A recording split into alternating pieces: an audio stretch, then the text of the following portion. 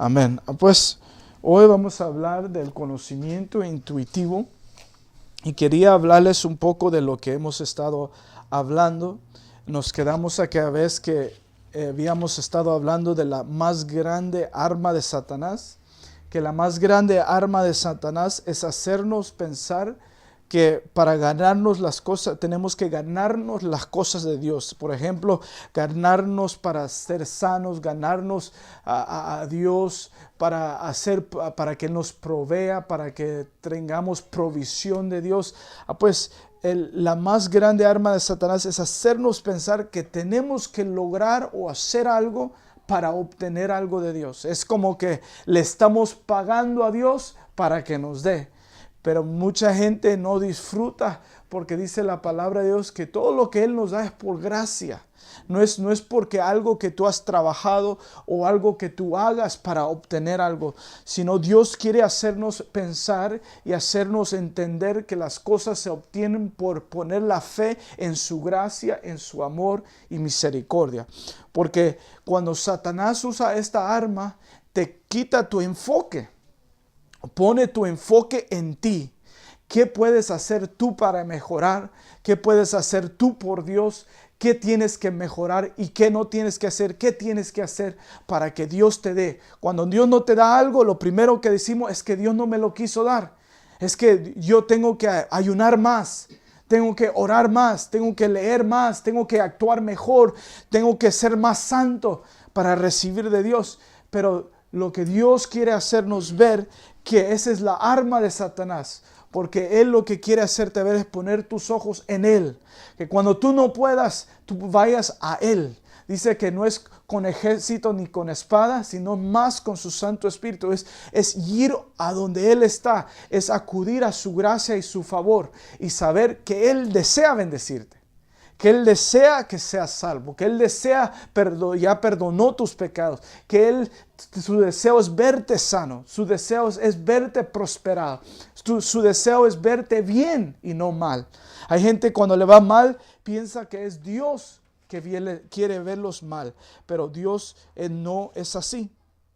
Pues cuando Pablo dice en Romanos y dice, no me avergüenzo del evangelio, está hablando a una audiencia que sabía bien lo que estaba hablando Pablo.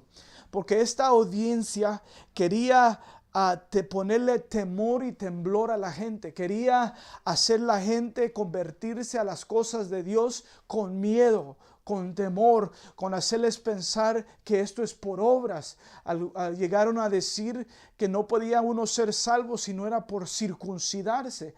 Pues estas personas querían atraer o querían ayudar un poco a Dios, atraer la gente a las cosas de Dios, pero de una manera con temor, de una manera como poniéndole miedo a la gente. Pero Pablo viene y comienza a hablar de la gracia. Él comienza a hablar de la bondad de Dios. Él comienza a hablar de la misericordia de Dios. Pues él se confrontó con esta mentalidad religiosa, con esta mentalidad. Y me encanta la valentía de Pablo, porque en ese tiempo lo que Pablo estaba predicando era que se puede decir algo nuevo. Lo que Pablo estaba predicando era algo contrario a lo normal que se escuchaba. Lo que Pablo estaba predicando era el nuevo pacto, cuando todo lo que se escuchaba era el antiguo pacto. Pues él venía a predicar algo nuevo que Dios venía a traer. Y hablando de la gracia, y se levanta con valentía y dice, no me avergüenzo del evangelio. Pues la gente, quizás la mayoría hemos pensado que solo significa, no tenemos que avergonzarlos de las cosas de Dios. La mayoría hemos pensado, no me tiene que dar pena de hablar el evangelio. Pero lo que Pablo estaba diciendo con valentía, con lo que estaba diciendo a través del Espíritu Santo, a través de la inspiración del Espíritu Santo, porque todo lo que está en la Biblia es inspirado ¿por quién? El Espíritu Santo. Con esa inspiración, con esa valentía, le dice a la audiencia religiosa, no me avergüenzo del evangelio. Dice, porque es poder de Dios para salvación. Él estaba diciendo, no me avergüenzo de hablar de la gracia. No me avergüenzo de hablar de la bondad de Dios. No me avergüenzo de hablar que Dios es bueno. No me avergüenzo de hablar que Dios perdonó todos tus pecados y no se recuerda de ellos. Yo no me avergüenzo para decirte que Dios ya no está enojado contigo. Él te dice, te ama. Y cuando Él habla esto, ¿cómo crees que se pusieron los religiosos? Cuando Pablo dice, no me avergüenzo del evangelio, como diciendo, nadie me va a impedir de hablar la verdad de Dios. ¿Cómo crees que los religiosos se pusieron? ¿Cómo crees, no crees que se opusieron más? Quisieron infiltrar su enseñanza a las iglesias que Pablo había levantado, porque ellos pensaban que lo que Pablo estaba predicando era radical. Era contrario a lo que se escuchaba lo normal en las iglesias. Eso me habla de ahora en día, que Dios está esperando gente que se levante como Pablo y diga, yo no me avergüenzo del evangelio. Es un evangelio que trae gracia, es un evangelio que trae favor, es un evangelio que trae misericordia, un evangelio de compasión, un evangelio que cambia vidas, un evangelio que es un paquete, amén. Hemos aprendido que este evangelio no es solo el perdón de pecados. El evangelio Dios lo trajo, cuando Él trajo el evangelio, que es buenas nuevas, Él trajo salvación y esa salvación es un paquete. Esa salvación no es solo perdón de pecados, esa salvación te trae libertad, te trae sanidad. Esas áreas en tu vida que tú crees que no puedes ser libre, Dios te dice, yo te he dado la salvación. En otras palabras, yo ya te di la libertad. Yo ya te di la sanidad para tu enfermedad. Yo ya te di lo que tú necesitas aquí en la tierra. Pablo entendía esto. Por eso dice que es poder de Dios para salvación. En griego, sozo, que es sanidad, prosperidad, protección, todo lo que necesitamos aquí. Pues hay gente que todavía no disfruta el perdón de pecados. Y hay gente que solo disfruta el perdón de pecados, pero no disfruta el paquete total. Pero hoy yo vengo a enseñarles que disfrutemos el evangelio, la salvación, que es todo lo que necesitas. Ahora vamos a llegar, eso es lo que hemos estado hablando, pues cuando Pablo dice no me avergüenzo del evangelio, él comienza a dar una enseñanza y esta enseñanza se llama el conocimiento intuitivo. Por supuesto, los religiosos en el tiempo de Pablo pensaron que esto era terrible. En otras decían, este está predicando herejía.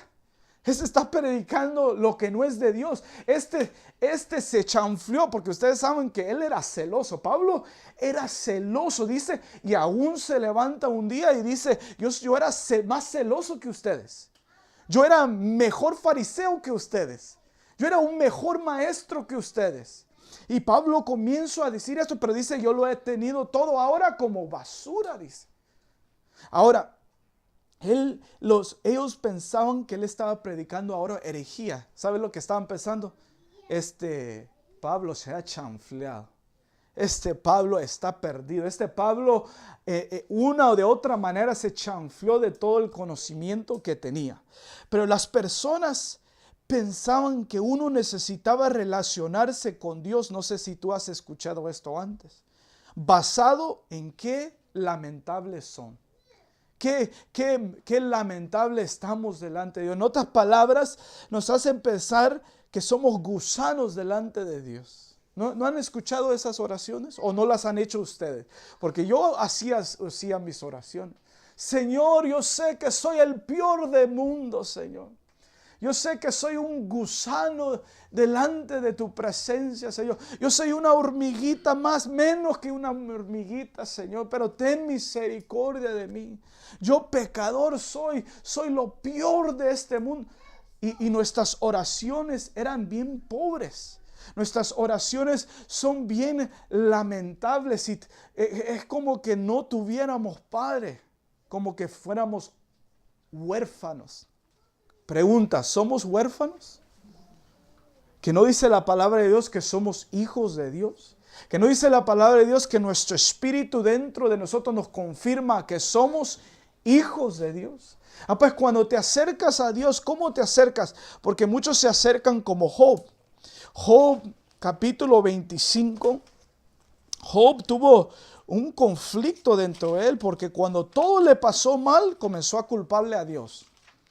Hay muchos que cuando todo le pasa mal, el primero, todos a quien les culpan es a Dios. Pasa un terremoto, fue Dios. Pasa algo, fue Dios. Dios quiso destruirla. Oh, Dios hizo eso para que la gente se arrepintiera. Wow, qué Dios tan malo que tenemos que quiere causar daño para hacernos arrepentir. Y eso no es Dios. Dice Job capítulo 25, versículos 5 y 6. Dice, si a sus ojos no tiene brillo la luna, ni son puras las estrellas, mucho menos el hombre simple, gusano, mucho menos el hombre miserable, lombriz, dice. Este es el discurso de Bildad. Pero dice, miserable soy. Dice, yo soy un simple gusano. Cuando Dios le llamó a Moisés, fíjense que Moisés dijo, yo no puedo ir, soy tartamudo. No puedo ir porque soy esto, porque soy lo otro. Cuando Dios llamó a Gedeón, dijo, yo soy el más pequeño de mi tribu. Yo soy el menos de mi tribu. Cuando Dios llama a Jeremías, ¿qué dice Jeremías? Yo soy el más joven. Yo soy joven, Dios. Pero fíjense que Dios no mira tu edad, no mira tu estatura, no mira qué grande eres, qué joven eres, qué niño eres. Él lo que mira que eres su siervo o su hijo. Amén. Pues una cosa que el religioso ha puesto en la gente es hacerte pensar que solo somos gusanos delante de Dios. Solo hacernos pensar que somos lo peor de este mundo. Hacernos pensar que nosotros tenemos que acercarnos a Dios como una mentalidad de solo siervo, con una mentalidad de solo esclavo. Cuando Dios nos quiere hacer pensar y nos quiere que vengamos a Él confiado quiénes somos en Dios. Él quiere que cuando tú entres a la oración, no solo entres y te tires al suelo y comienzas a patalear y a llorar y a decir, Dios, yo miserable soy. No, Él quiere que tú te pongas de pie, no con orgullo, sino con una humildad, conociendo quién es tu Dios, conociendo quién es tu Padre, conociendo quién está a tu favor. Amén. Pues los religiosos querían hacernos pensar que tenemos que venir lamentándonos lo que somos. Pero Pablo viene a enseñar que nosotros tenemos que entrar con confianza delante de Dios. Hay gente que dice, Dios está enojado conmigo. Dios, por eso tengo que humillarme de tal manera, porque Dios está enojado conmigo. Pero nosotros aprendimos esto en Isaías capítulo 54, solo para, me gusta repetir para recordarnos. Porque muchas veces Dios nos habla de meditar en su palabra. En otras palabras, masticar la palabra. En otras palabras, pensar en la palabra. Y esto es lo que quiero hacer. El 9 y el 10. Para mí es como en los días de Noé, cuando juré que las aguas del diluvio no volverían a cubrir la tierra. Así he jurado, mire el juramento que Dios dio, no enojarme más contigo, ni volver a reprenderte. Pues no me voy a enojar más. Es un juramento. Dios hace los juramentos no porque necesita hacerlo, porque Dios no quebranta nada de lo que dice. Amén. Cuando Él habla, Él hace. Pero Él lo juró por nosotros, porque Él sabe que nosotros nos gusta mentir. Él sabe que nosotros no cumplimos. Pues Él lo que dice es, jura para darnos a entender, hey, no voy a quebrantar mi pacto. El 10. Aunque cambien de lugar las montañas y se tambalean las colinas, no cambiará mi fiel amor por ti. Mire, no va a cambiar. No importa qué hagas, Dios no va a cambiar su fiel amor hacia ti, porque Él sabe que Él, en mostrándote amor, tú vas a cambiar. Él sabe que la manera que Él te va a transformar, la manera que va a traer un cambio en tu vida es mostrando su bondad hacia ti. Y dice, ni vacilará mi pacto de paz, dice el Señor, que de ti se compadece. ¿Qué pacto tenemos con Dios? ¿Un pacto de qué? De paz. Digan conmigo, paz.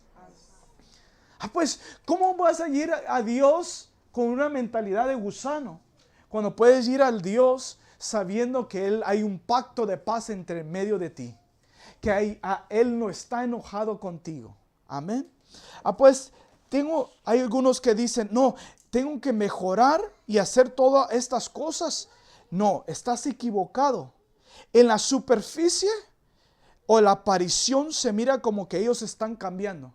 La gente que se piensa así, dicen, oh no, tengo que cambiar, tengo que hacer. Pues por fuera se mira una apariencia como que están cambiando, pero en realidad están haciendo esa relación con Dios dependiente en ellos mismos. En otras palabras, yo puedo tener una buena relación con Dios dependiendo qué hago.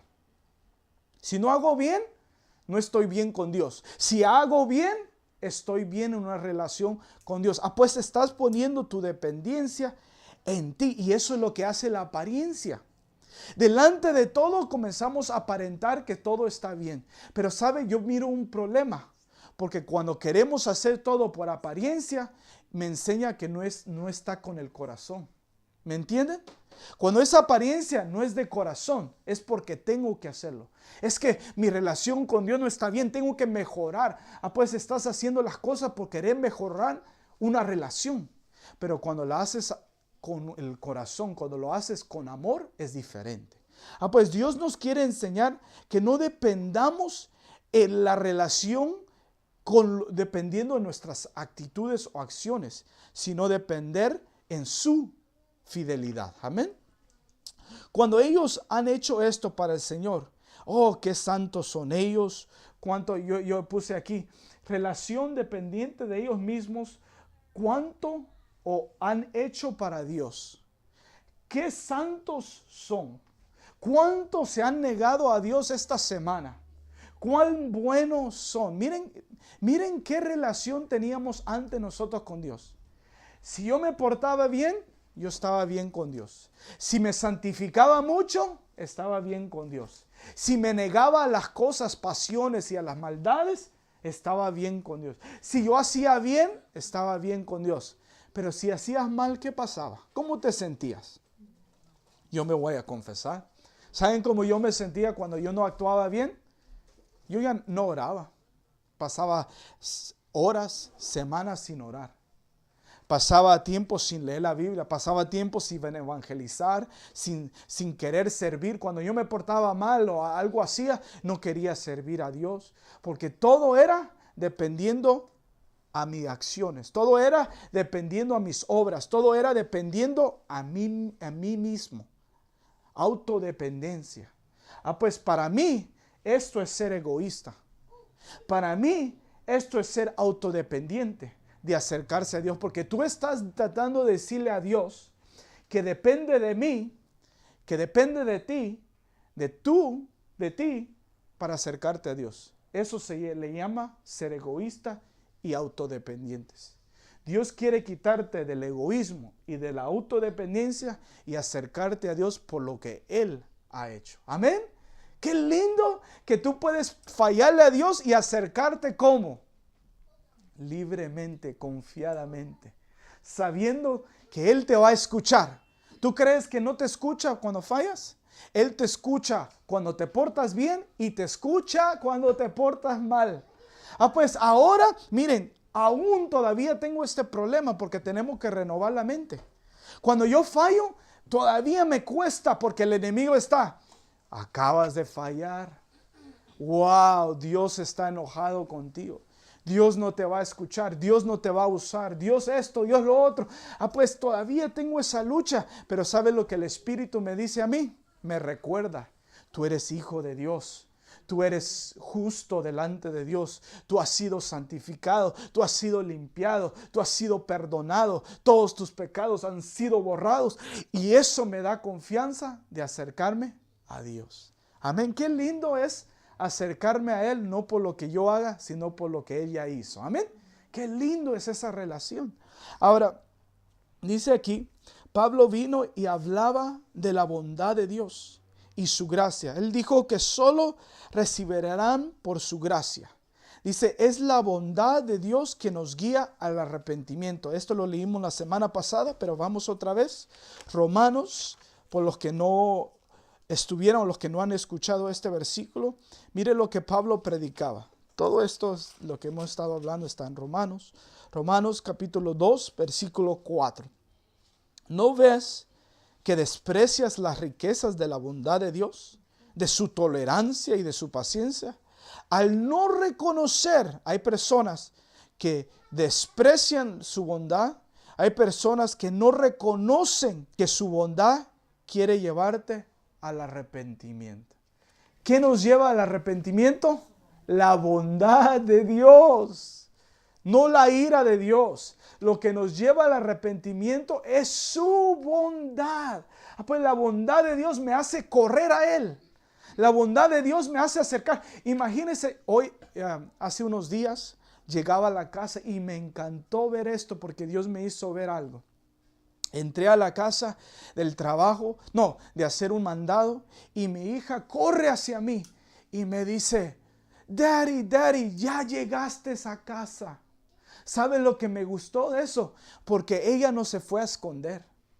Ella no fue a quejarse, ya llegó mi papá. Ella no fue a decir otra vez mi papá. Ella corrió hacia mí, me abrazó y me dijo, ya llegaste. ¿Sabe lo que me muestra a mí? Que aunque no soy perfecto, estoy haciendo un buen trabajo. ¿Por qué? Porque Dios me está ayudando a ser un buen padre. Pues, ¿qué le estoy dando a entender? Cuando entendemos que Dios es un Dios de bondad, no nos vamos a esconder como Adán, que Satanás lo engañó. No nos vamos a tratar de cubrir como Satanás quiso que se escondiera a Adán. Cuando entendemos la bondad de Dios, ¿a dónde vamos a correr? Cuando hemos fallado. ¿A dónde vamos a correr cuando nos sentimos mal? Cuando nos sentimos cargados, vacíos muchas veces. ¿A dónde vamos a correr? A Dios. Porque Él no te va a recibir enojado. Él no te va a recibir con látigos. Él no te va a recibir como, no, hoy no te voy a escuchar porque has sido muy malo has sido conmigo. Imagínese un Dios que cierre sus oídos a decir, no, muy malo, y te dé las espaldas. Eso no es Dios. A través del nuevo pacto y lo que hizo Jesús, podemos entrar con Él, bien o mal, delante de Dios. Amén, Dios. Pues la única manera es quitar la confianza de uno mismo y poner, esta es la única manera que podemos llegar a Dios, es quitar, digan conmigo, quitar la confianza de uno mismo. Y miren lo que dice aquí, poniendo toda, digan conmigo, toda. Ese es el problema. El único problema por qué no te sientes cerca de Dios es esto. Porque tú tienes que quitar tu confianza de ti y poner toda nuestra fe en Él. Toda nuestra dependencia en Él. Y toda nuestra esperanza en la bondad de Dios, su misericordia y gracia. En otras palabras, tirarnos a Él. Tirarnos a su dependencia. Cuando tú ya no puedes, dile, Dios, yo no puedo, pero tú sí puedes dentro de mí. Yo no puedo lograr estas metas, pero tú en mí puedo lograr mucho. Yo no puedo con mis fuerzas, pero con tu fuerza sí puedo. Dios, yo me tiro a tu esperanza. Cuando fallas, dile, Señor, me tiro a tu gracia. Tu gracia que me ha perdonado todos mis pecados. ¿Qué dice Hebreos? Capítulo 4, versículo 16. Ustedes deberíamos memorizarnos este versículo porque es algo fuerte este versículo porque nos da acceso a la presencia de Dios. Hebreos 4:16. Así que, vayamos al 15, porque no tenemos un sumo sacerdote incapaz de compadecerse de nuestras debilidades, sino uno que ha sido tentado en todo de la misma manera que nosotros, aunque sin pecado, para que nos entendiera. Mire. Versículo 16. Así que acerquémonos, digan conmigo, confiadamente. Mire, acerquémonos confiadamente al trono de la gracia para recibir misericordia y hallar la gracia que nos ayuda en el momento que más, que dice, la necesitemos. Yo no sé si puedes aplaudir, pero wow, eso es poderoso lo que acabamos de leer. Dice que podemos entrar confiadamente, recibir misericordia, hallar la gracia que nos ayuda en el momento que más lo necesitamos. ¿A dónde podemos acudir? A Dios. A Dios. Él nos va a entender y escuchar. Pues, ahora, cuando escuchamos esto, la mayoría de personas se relacionan con Dios. Mire, tristemente, la mayoría de cristianos y los que no son cristianos se relacionan con Dios basado en miedo en lugar de amor. Sin lugar a dudas, la respuesta inmediata a lo que Pablo escribía fuera, pero a lo que le estaban diciendo a Pablo o querían transmitirle, pero tú no puedes hacer esto, tú no puedes enseñar esto. Esto no es verdad. Personas tienen que saber, mire, la gente piensa que las personas tienen que saber qué impíos son, qué tremendos son, qué pecadores son, qué malos son, qué feos son, qué adúlteros son, qué fornicarios son, qué mentirosos son, y así, ¿cuántos catalogamos a la gente? ¿Qué gays son? ¿Qué homosexuales son? Tienen que saber qué mal son. Esa es la mayoría de que se relacionan con esto. Creen que tenemos que decirles qué son, catalogarlos qué son. Fíjense que Jesús nunca les habló a las personas, decían pecadores. Él les hablaba y les decía ovejas sin pastor. Les decían ovejas necesitadas. Nunca les hablaba con una palabra de pecador o como lo que ellos los catalogaban que eran. Pues ¿por qué nosotros nos gusta catalogar a la gente? Sí, yo sé que es mentiroso. Sí, yo sé que es así, es así. Pero ¿por qué decirles eso y no hablarles de lo que Dios ya hizo por ellos? Mire qué tremendo. Pues esta gente que decía, tienes que decirles qué impíos son, qué tremendos son. ¿Cómo van a cambiar del pecado sin entender la ira de Dios? Pues Pablo les da la respuesta. Mire Romanos capítulo 1, versículo 18 y 19. Mire la respuesta que le da Pablo a los que se quejaban de eso. Romanos capítulo 1, versículo 18, 19 y 32 vamos a leer. Dice la Biblia, ciertamente la ira de Dios viene revelándose desde el cielo contra toda impiedad e injusticia de los seres humanos, que con su maldad obstruyen la verdad. Me explico lo que se puede conocer acerca de Dios es evidente para ellos, pues Él mismo dice, se los ha revelado. ¿Qué les había revelado ya Dios a todos? Mire qué tremendo, me encanta este pasaje porque él comienza, Pablo, a revelarnos lo que Dios ya les había puesto dentro de ellos. Fíjense que una cosa que se manifiesta a la gente, mire, a la gente tenemos que evangelizarles, ¿saben por qué? Porque la mayoría no saben que Jesús los ha perdonado. La mayoría no saben cuánto los ama Dios. La mayoría no sabe la misericordia y el favor de Dios. La mayoría no sabe que Dios, Jesús, murió y resucitó. La mayoría no sabe. Pues por eso Jesús dio una comisión a la iglesia. Ir y hacer ¿qué? Discípulos. Y enseñarles estas cosas. Pues Él comienza a darles y a enseñarles y a instruirles y decirles, hey, tienen que hacer esto porque ellos no lo saben. Pero saben una cosa. Todo eso les tenemos que saber. Hay unos que no saben de la Trinidad, de los dones. Hay muchas cosas que tenemos que enseñar. Por eso Dios nos manda a enseñarlo. Pero una cosa que no tenemos que enseñar, y en Romanos Pablo lo afirma, es que la ira de Dios ya está. La ira de Dios ya está revelada en cada ser humano. Mire qué tremendo. En otras palabras, lo voy a poner como este hermano lo pone. Lo que está tratando de hacer aquí. Con Adán, dice, él sabía la perfecta entendimiento de Dios. Él sabía quién era Dios. Pero sus hijos comenzaron a decaer las generaciones. Pero si ustedes miran, la mayoría sabía quién era Dios. Y aún los que se chanflearon, se puede decir, se salieron de la voluntad de Dios o se salieron a no tener relación con Dios, aún ellos tenían una luz de la naturaleza de Dios. Tenían una luz que Dios existía. Tenían como una luz dentro de sí, que había un ser que era mayor que ellos.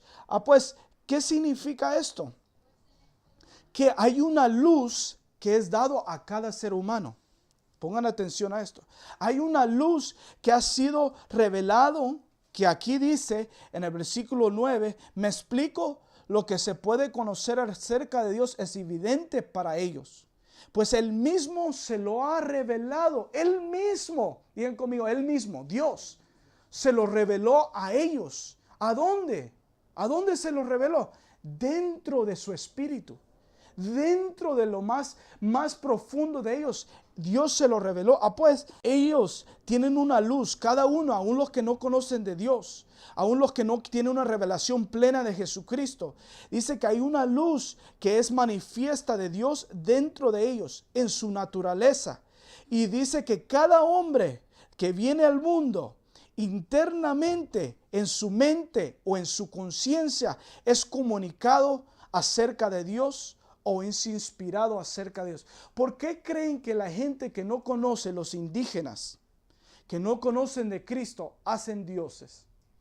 Por supuesto, el diablo los corrompe, por supuesto. Pero ¿por qué los indígenas hacen dioses? Porque dentro de ellos saben que hay un ser mayor que ellos.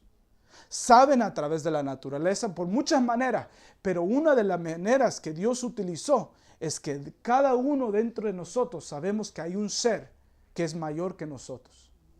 Pues no hay excusa. Aún el más, eso vamos a aprender más adelante, atheist, no puede decir que Dios no existe, porque dentro de ellos se surgió. Un atheist se hace, no es que nace así. Un atheist llega a esa magnitud de rechazar completamente a Dios. Pues en nuestro ser interior, Dios puso una luz, y esa luz es para revelarnos. Dice Job, capítulo 32, que confirma un poco también lo que hablaba aquí en Romanos. Job, capítulo 32, versículo 8, y ya vamos a ir concluyendo. Job, capítulo 32, versículo 8 dice, pero lo que da entendimiento al hombre es el espíritu que en él habita. Es el alito, dice aquí, del Todopoderoso, dice. Pues miramos que el que da entendimiento al ser humano es Dios dentro de su espíritu. Dentro de su espíritu Dios se revela. Pues al hombre o en su conciencia, dentro de él, que Dios existe. Ahora, para concluir, la ira de Dios ha sido revelado a través del conocimiento intuitivo dentro de cada persona. Cada individual tiene en ellos un conocimiento intuitivo de la ira de Dios, que es contra toda impiedad e injusticia de los seres humanos. Cuando a alguien se pregunta, si yo solo le digo a la gente de la bondad de Dios, ¿qué hará que entiendan que son pecadores y necesitan ser salvados y necesitan cambiar del pecado? La respuesta de Pablo era que ellos ya saben, en sus corazones, las personas ya saben que ellos no son Dios, pero pecadores necesitados de un Salvador. Lo que no saben es que Dios perdonó todos sus pecados y les dio salvación. Pues yo les quiero dar a entender que la gente, cada uno de ellos, no les tienes que estar hablando de la ira de Dios o tienes que estar hablando de lo que ellos están mal. La mayoría, aunque te digan a ti y te digan, no, yo creo que estoy bien, yo no necesito de Dios, yo no peco, yo no fallo, dentro de ellos saben que no están bien, que algo mal están haciendo. Cuando alguien comete adulterio, dentro de ellos, aunque no han entrado a una iglesia, saben que están mal. Cuando ellos mienten, ¿Ustedes creen que dentro de su conciencia no saben que están mal? Saben que están mal. ¿Saben lo que pasa? Que ignoran su conciencia, ignoran los mandatos, las personas que han escuchado los mandatos, ignoran todo lo demás, pero saben